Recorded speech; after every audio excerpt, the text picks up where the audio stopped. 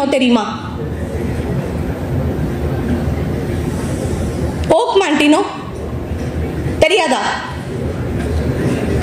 Okay மாண்டினோ தெரியாதா? Okay மாண்டினோ மிகப்பெரிய எழுத்தாளர். 5 மில்லியனுக்கு மேல அவருடைய புத்தகங்கள் விற்பனை ஆயிருக்கு. ஓக் மாண்டினோவோட புத்தகம். உங்களை மாதிரி ஒரு சாதாரண பையனா தான் இருந்தவர். தன்னுடைய வாழ்க்கையின் பெரும் பகுதியை நூலகங்கள்ல தான் கழிச்சாரு. எப்ப பார்த்தாலும் படிச்சுக்கிட்டே இருப்பாரா.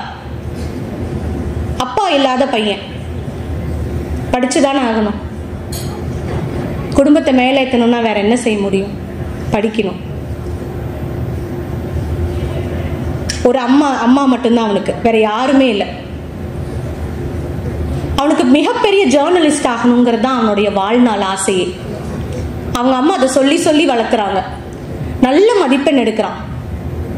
பல்கலைக்கழகத்துல போய் சேர்ற நேரத்துல அவனுடைய அம்மா இறந்து போயிடுறாங்க.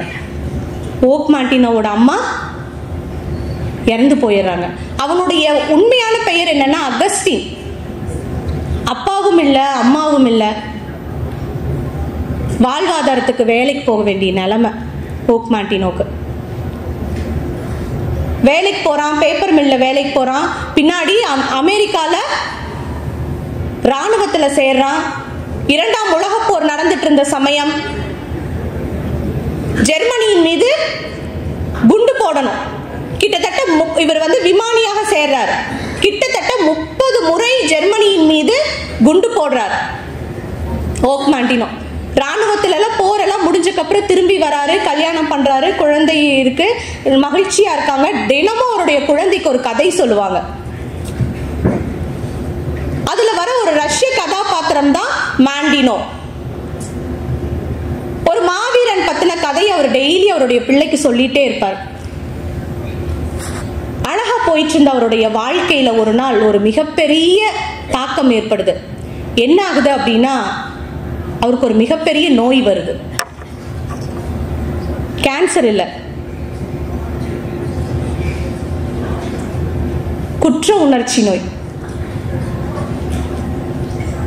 10ல் ஒருத்தனுக்கு வரக்கூடிய, போர் வீரர்களுக்கு வரக்கூடிய ஒரு குற்ற உணர்ச்சி நோய் அவரை தாக்குது. அவரால் அதுல இருந்து வெளிவரவே முடியல. ரொம்ப தவிக்கிறாரு, ரொம்ப கஷ்டப்படுறாரு.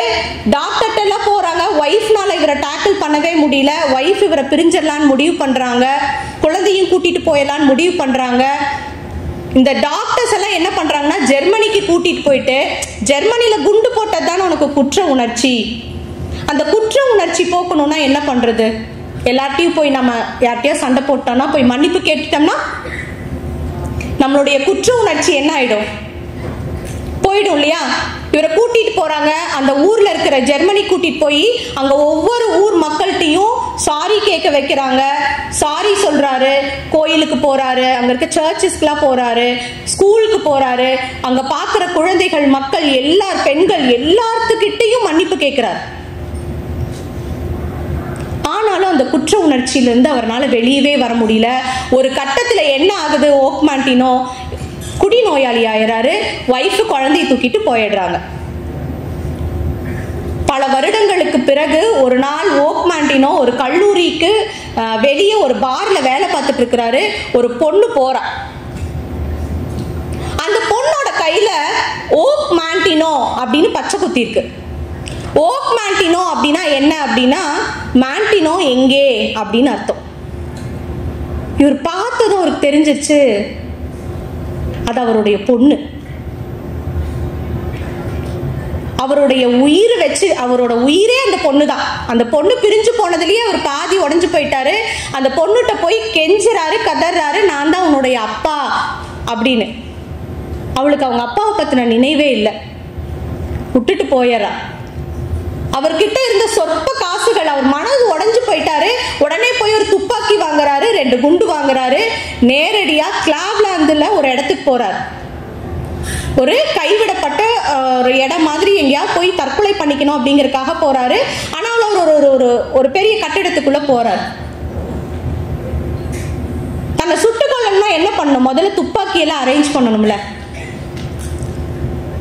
துப்பாக்கியை அவர் அசம்பிள் பண்றதுக்காக வைக்கிறாரு. அந்த டேபிள்ல ஒரு புத்தகம் இருக்கு. பிஃபோர் ஐ டைன்னு. தற்கொலை பண்ணிக்க நினைச்சவரு ஒரு நிமிஷம் அந்த துப்பாக்கியை கீழே வச்சுட்டு அந்த புத்தகத்தை வாசிக்கிறாரு. படிக்கிறாரு படிக்கிறாரு படிக்கிறாரு புத்தகத்தை படிக்கிறாரு. படிச்சு முடிச்சுட்டு பாக்குறாரு அது ஒரு நூலகம்ங்கிறது அப்புறம் தான் தெரிய வருது அவருக்கு. அந்த நூலகத்தில் இருக்கக்கூடிய எல்லா புத்தகங்களையும் அந்த மனுஷன் வாசிக்கிறாரு.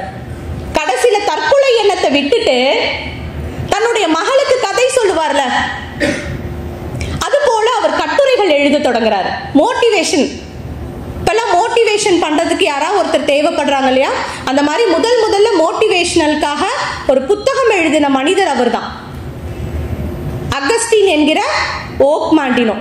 புத்தகம் பயங்கரமா சேல்ஸ் ஆகுது. ஒரு சிறந்த மனிதராக இன்றைக்கு நான் உங்களிடம் அவருடைய கதையை சொல்லக்கூடிய ஒரு மனிதராக உயர்ந்திருக்கிறார். காரணம் கிளைவ்லாந்து நூலகத்தில் இருந்த அந்த ஒரு புத்தகம்.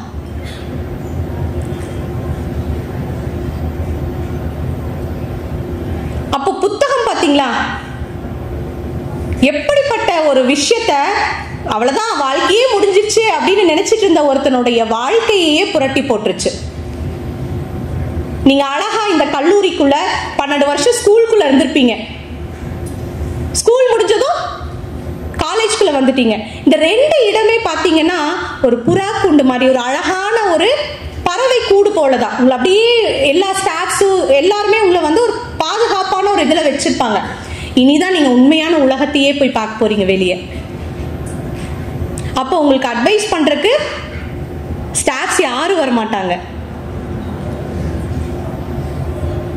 அப்போ உங்களுக்கு அந்த இடத்துல உதவக்கூடிய, தன்னம்பிக்கை ஊட்டக்கூடியது எதுவாக இருக்கும் அப்படின்னு பாத்தீங்கன்னா புத்தகங்கள் தான்.